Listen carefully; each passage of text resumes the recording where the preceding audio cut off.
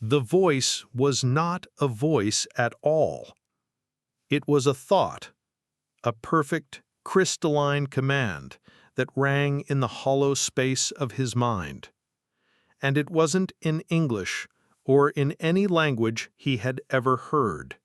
It was pure emotion, a single, undeniable feeling. Stop. The concept was so overwhelming, so absolute, that his body obeyed without question. His muscles locked. His breath froze in his chest. He stood there like a statue carved from flesh and bone. The chime from the sky intensified, a symphony of impossible frequencies, a melody so beautiful and so terrifying that it felt as if it were rearranging the very atoms of the air. The world blurred. The harsh reds and ochres of the desert bled away into pale, clinical gray. He felt a profound detachment from his own body, as if he were no longer a man, but an observer watching himself from far away. The command in his head was not a threat, not a warning. It was a fact. He was no longer a person. He was an object, a puppet on a stage. He stood motionless for what felt like an eternity. The chime from the sky was a constant, shimmering veil, a beautiful, terrifying song that filled his mind. The gray, dimensionless world around him stretched like an empty canvas. Then, a new sensation. A gentle but firm pressure against his chest. It wasn't painful, but it was insistent. He was being moved. He wasn't walking. His legs weren't moving, yet his body glided forward a few feet above the ground. He watched his own feet dangling uselessly, his arms hanging limp at his sides. He was a marionette, a puppet on invisible strings. The terror was there, but it had dulled into numb awe. This wasn't a monster lurking in the dark. This was something greater, something beyond his understanding.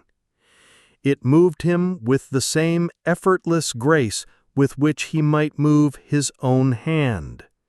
He tilted his head up toward the sky, searching for the source. But there was nothing. Nothing but the blazing, unblinking sun, and the endless gray void swallowing the horizon. He was floating higher now, a slow, vertical ascent that defied the laws of physics.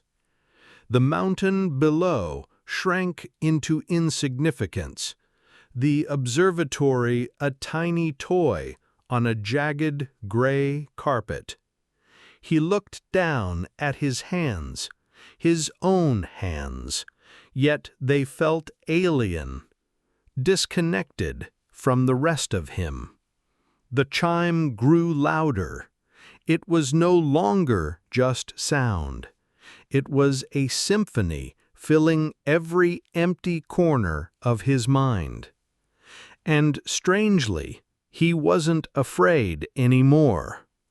The fear had been replaced by something else, a calm, a deep and profound surrender. It felt like being freed from gravity, from thought, from the weight of his own existence. The command that had once been "stop" now carried a new feeling, calm. The voice was no singular entity. It was collective, a chorus of consciousness flooding his brain, a torrent of silent information, emotions not his own. He was no longer just Elias. He was a fragment, a small, insignificant piece of a vast and silent machine. He was no longer floating. His feet touched the white floor, smooth and cold beneath his shoes. He turned slowly, scanning the space. There was nothing. No furniture, no machines, no visible purpose. The light was everywhere, spilling from every surface. No lamps, no shadows, just a perfect, blinding glow. And then the silence. Not the silence of the mountain. This was deeper, heavier, absolute. A void pressing against his eardrums, suffocating in its perfection. And within that silence, he felt it, a presence. Not one, many. He lifted his gaze, his breath caught. They were there, floating just above the floor. Figures scattered around the vast chamber. Tall, impossibly thin, limbs long and graceful, bodies clad in a silvery skin that both reflected and absorbed the light. Heads large, almond-shaped, but featureless. No eyes, no mouth, no face. They hung motionless in the air. A silent audience, watching him. They were not threatening. No malice, no aggression, no menace. Only indifference. A cold, clinical detachment. They floated in perfect stillness, a silent audience to his sudden arrival. Elias felt a crushing weight of insignificance. He was nothing more than a specimen, a bug under a microscope, and they, scientists. He tried to speak. His lips parted, but no sound came out. His voice had abandoned him. Then it came, a pressure in his skull. Not pain, a thought, a question. Pure, crystalline, telepathic. What is your purpose? The words, or rather the idea, echoed in his mind. It was not a demand, not even an interrogation. It was data collection, a form being filled. He tried to answer, tried to define his life, his dreams, his fears. But nothing came. His mind was a blank slate. He was a man reduced to a handful of days and a handful of signals, and he had nothing to give them. One of the silvery beings drifted closer. Its movement was slow, graceful, like a leaf gliding across still water. It stopped just a few feet away. Then another thought entered his mind. We are here to help you. The words were flawless, precise, but cold, empty. They didn't feel like a promise. They felt like a diagnosis, a sterile statement of fact. From its body, a limb extended. Not an arm, not a hand. Just a single, impossibly thin appendage ending in a small, glowing orb. The orb pulsed with soft white light. Elias flinched, but he couldn't move. His body was no longer his own, paralyzed by fear and something more. The appendage touched his forehead. A jolt. A blinding flash of white exploded behind his eyes. His mind convulsed as if electrocuted. And then, suddenly, stillness. The torrent of fear and confusion inside him dissolved, leaving only silence, a calm, sterile void. A blank slate. The white light behind his eyes faded, and a new sensation took its place. A voice, but this time it wasn't theirs. It was his own.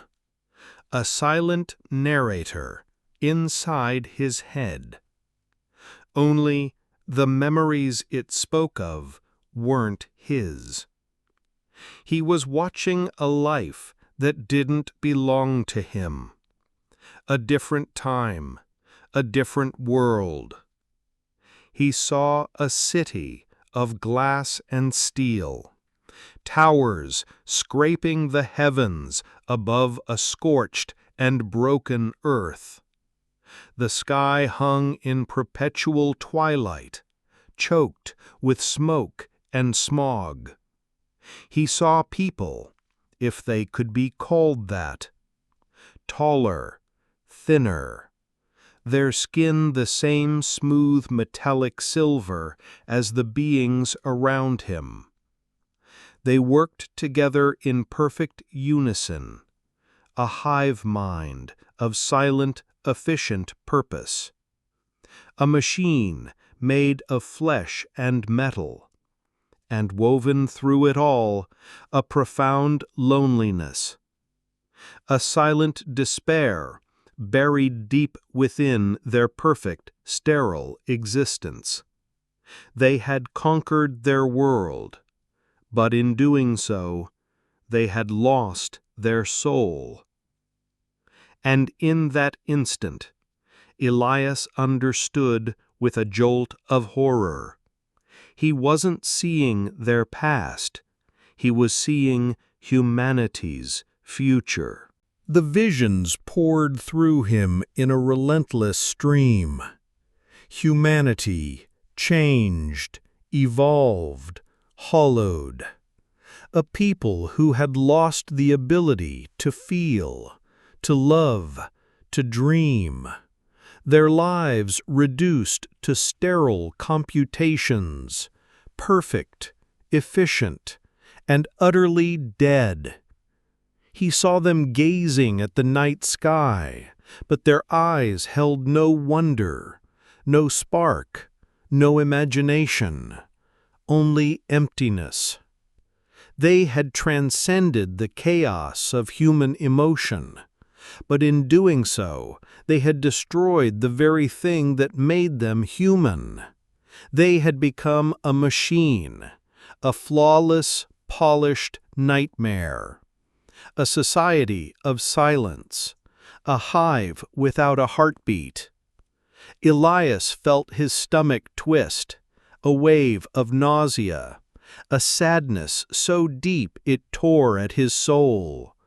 This was not the future he had longed for in the stars. This was not the beauty he had sought in the cosmos.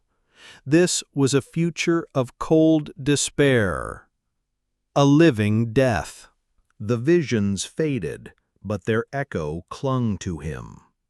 Ghostly after-images burned into his mind. The beings in the chamber remained motionless, silent statues of silver hovering in the glow. And then a new thought pressed into his skull. Not a command, a question. "Do you see?" The words carried weight, a sadness that wasn't his own. Elias tried to answer, to scream, to protest, but his mind was still blank, empty. Then clarity struck like a blade. They were not here to conquer. They were here to harvest. Not his body, not his life, but his humanity. His essence, his soul. They were here for the one thing they had lost, the ability to feel, to dream, to create. They were here to consume his memories, his emotions, his hope. They were parasites, parasites of the human soul. The realization struck him like a hammer blow. They were not monsters, not invaders. They were scavengers, parasites. They hadn't come to destroy humanity. They had come to consume it, quietly, efficiently. Elias felt stripped bare, violated in a way deeper than flesh. They weren't taking his body, they were taking his essence, the fragile spark that made him human. He looked at them, these silent silver husks, and in them he saw a reflection of himself. 1,000 years from now, this was what mankind could become. Hollow shells, empty vessels. Every moment of joy, every flicker of pain, every spark of wonder reduced to fuel, a resource for a dying civilization. The terror within him ignited into something new. Rage. Cold, burning, defiant. He was not a specimen. He was not a resource. He was a man, and he would not be consumed. The rage gave him strength. He tried to move, to run, to fight, but his body was useless, a vessel with its strings cut. The beings didn't react. They didn't need to. They were already inside his mind. A collective force, 1,000 silent fingers prying into every corner of his soul. Then he felt it. A suction. Slow, agonizing, relentless. His memories, his emotions, pulled from him like droplets drawn from a well. Images flickered before his eyes. His childhood home, his mother's face, the first time he looked at the stars, the loneliness that had driven him to the mountain. Each one plucked away, each one stolen, until he was drowning in a storm of his own life unraveling. He wasn't just being observed. He was being emptied. He fought back. With every shred of will he had left, he resisted, clinging to his memories, to his emotions, a desperate struggle against the tide pulling him apart. He focused on one moment, a single spark of joy. The day he found a fossilized seashell in the desert, a fragment of ancient life hidden in stone, a reminder that the world carried stories older than himself. He clung to it with everything he had, a fragile shell against the ocean of their hunger. The pressure inside his skull intensified. The silver beings didn't move, yet their presence pressed harder. Voices in his mind became a chorus, 1,000 thoughts, all repeating the same crystalline command: "Give it to us." But he refused. He would not surrender this memory. He would not give them the seashell. He would not give them the joy. The struggle drained him. A war fought in silence inside his own head. Every thought, every flicker of memory became a battlefield.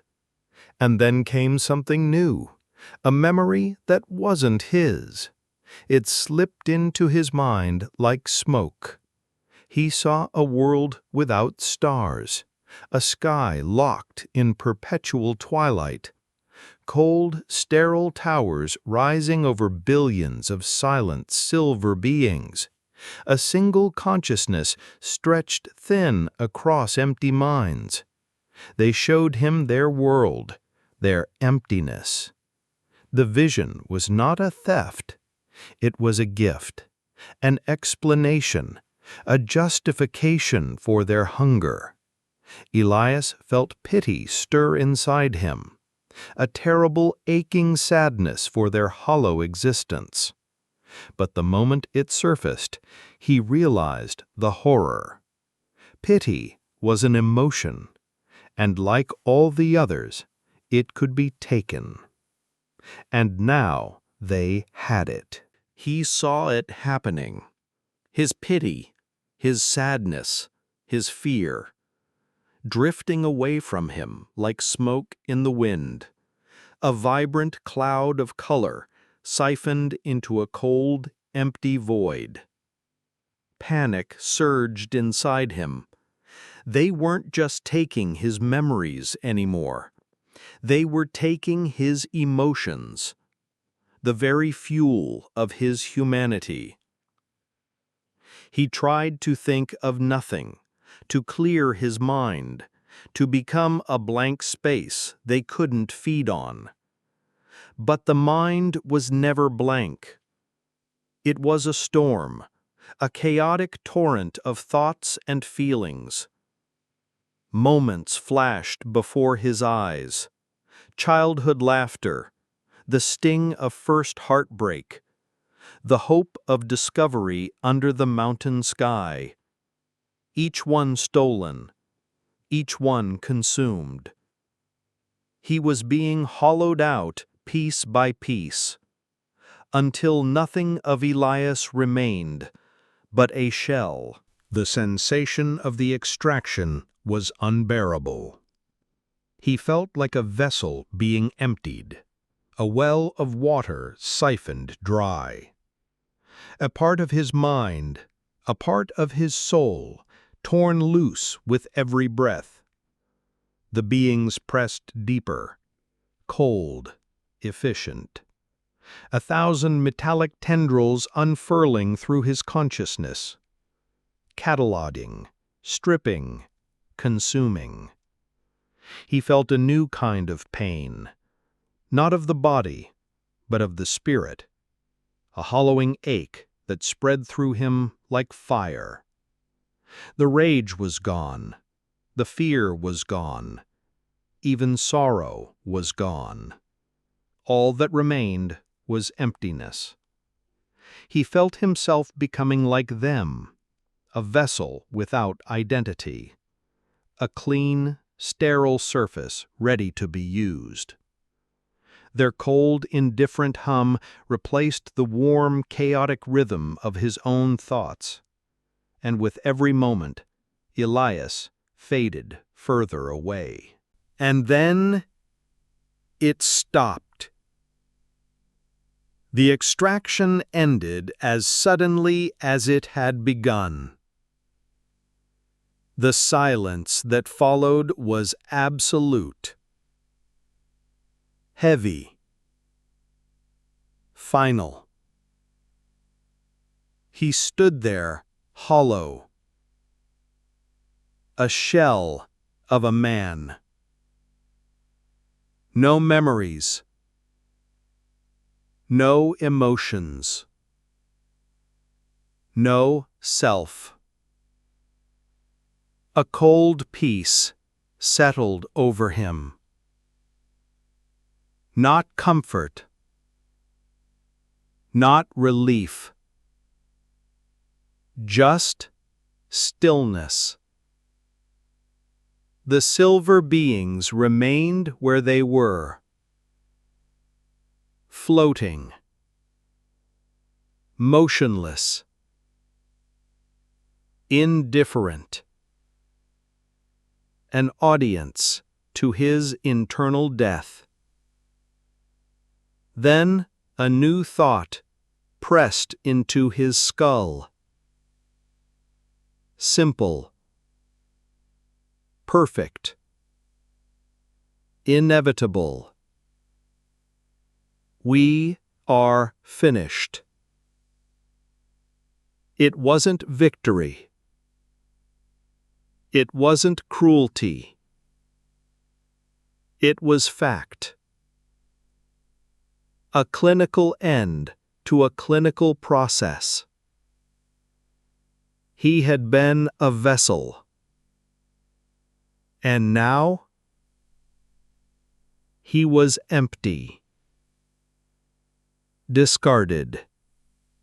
He felt the pressure again. Gentle, relentless.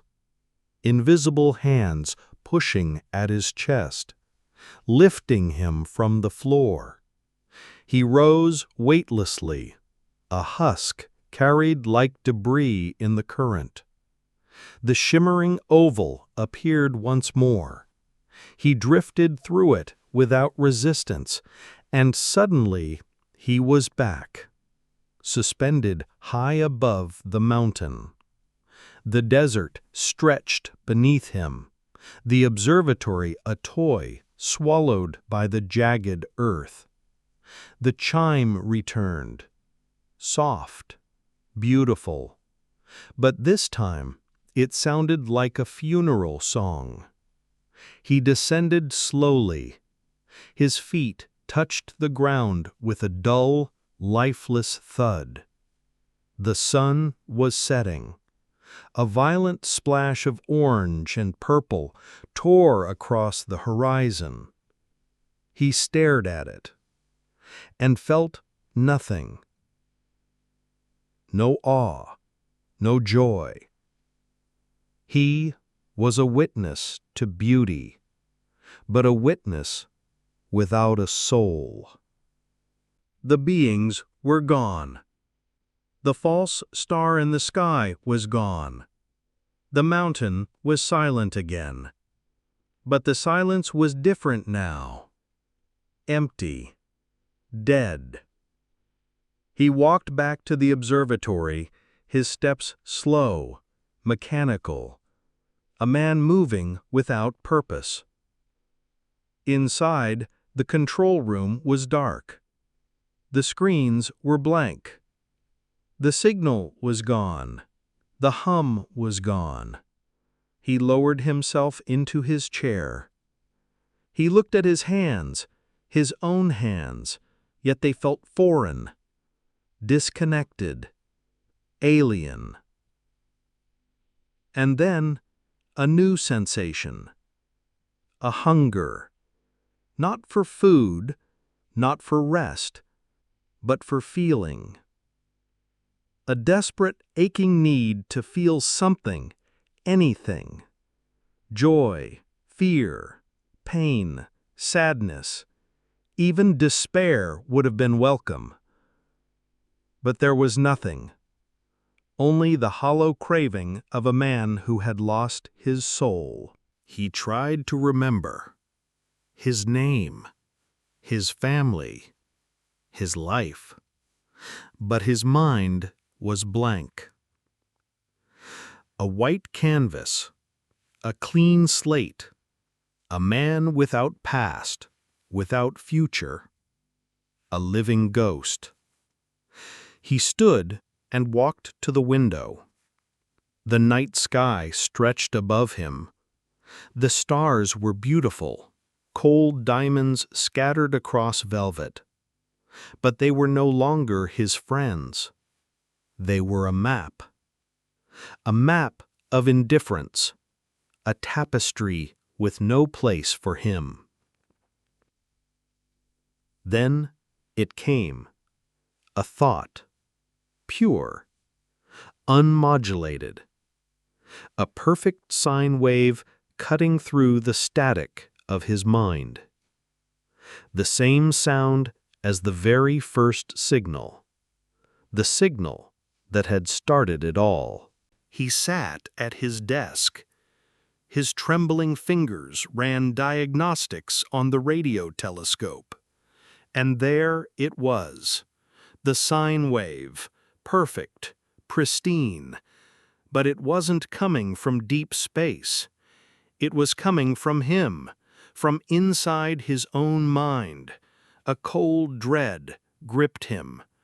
The signal wasn't just received, it was transmitted. He was no longer a man. He was a beacon, a living radio dish, an observatory of flesh and blood. The truth hit him with crushing weight. They hadn't just taken his humanity, they had replaced it.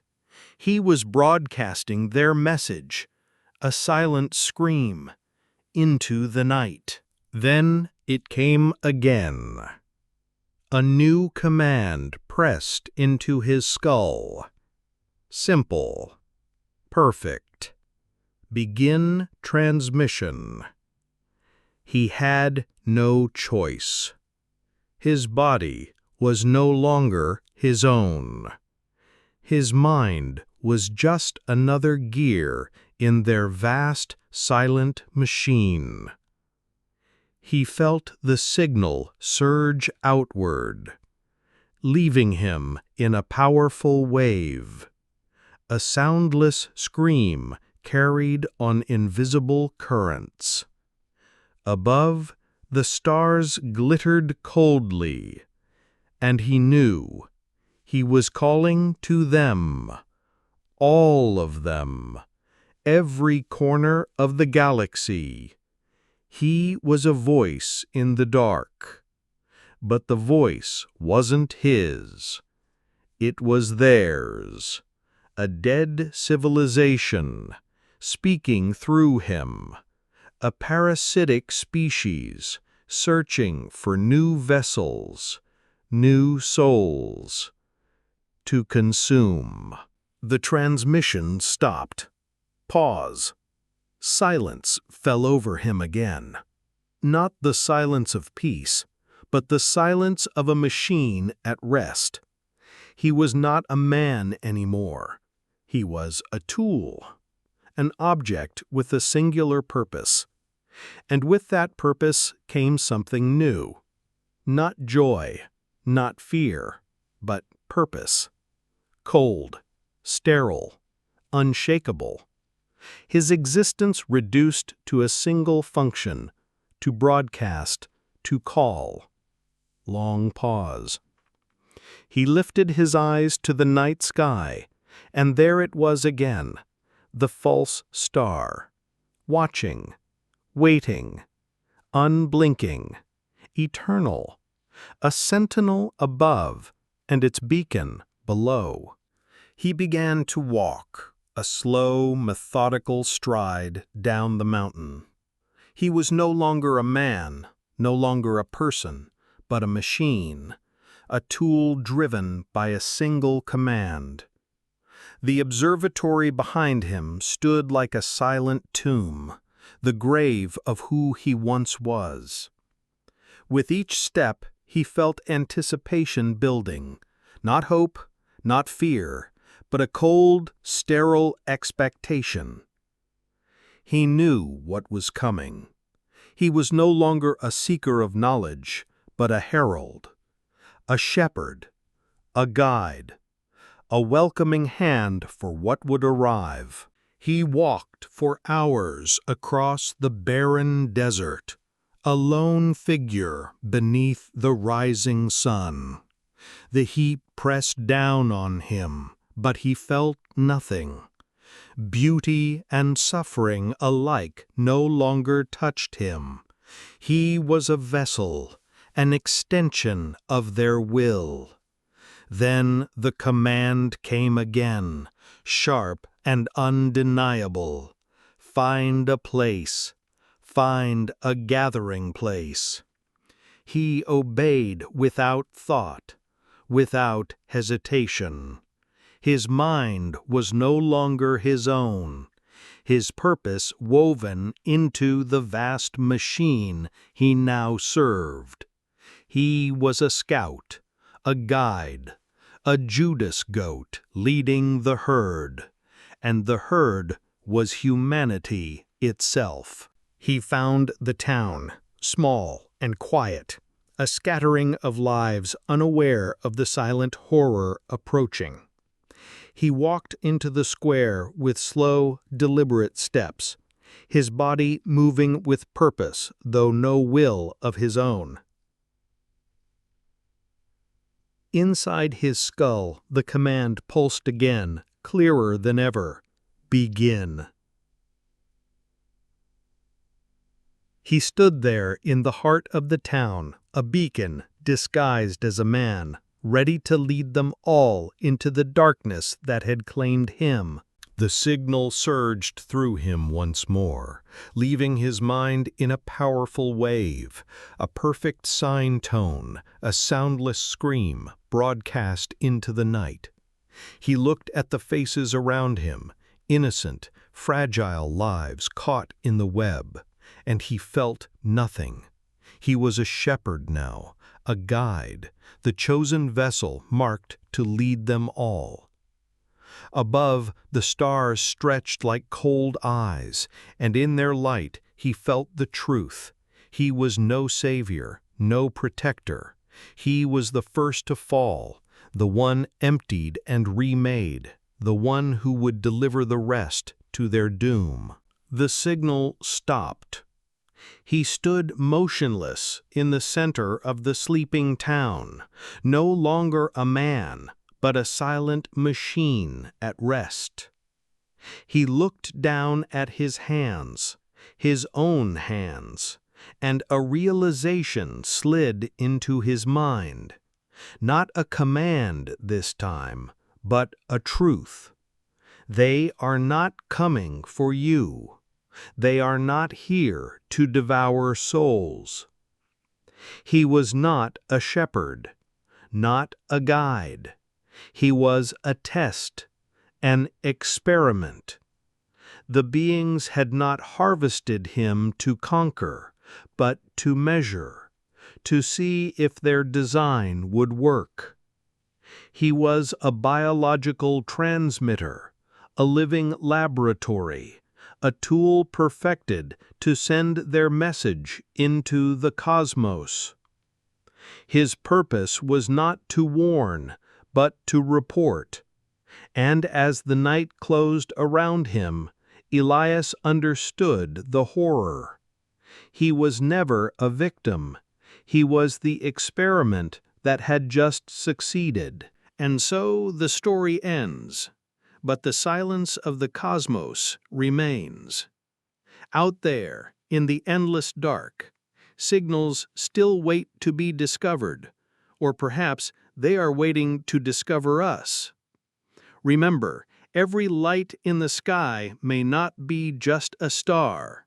It could be a message, a warning, or the beginning of something we cannot yet understand. Until the next story, keep watching the skies and keep your lights on. This has been a final word from Cosmic Secrets.